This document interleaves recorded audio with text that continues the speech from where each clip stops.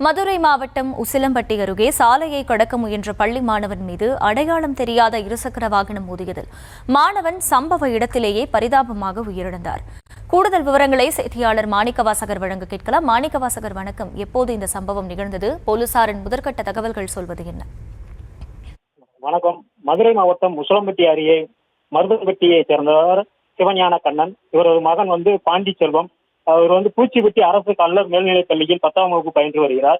இந்நிலையில் இன்று பள்ளியில் காலாண்டு தேர்வு நடைபெறுவதால் 10ஆம் வகுப்பிற்கு மதியம் தேர்வு நடைபெற உள்ள சூழலில் பள்ளி மாணவன் தங்கள் தோட்டத்திற்கு சென்றுவிட்டு வீடு திரும்பும் பொழுது மதுரை தேனி செல்லும் தேசிய நெடுஞ்சாலையை கடக்க முற்பட்ட போது அந்த வழியாக சென்ற அடையாளம் தெரியாத இருசக்கர வாகனம் மோதி சம்பவ இடத்திலேயே பலியானார்.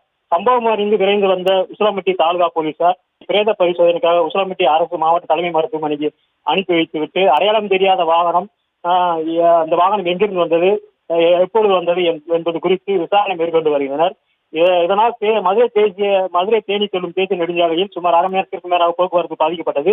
மேலும் சாலையை கடக்க முற்பட்ட பள்ளி மாணவன் மீது அடையாளம் தெரியாத இருசக்கர வாகனம் மோதி பள்ளி மாணவன் பலியான சம்பவம் பெரும் சோகத்தை ஏற்படுத்தியுள்ளது.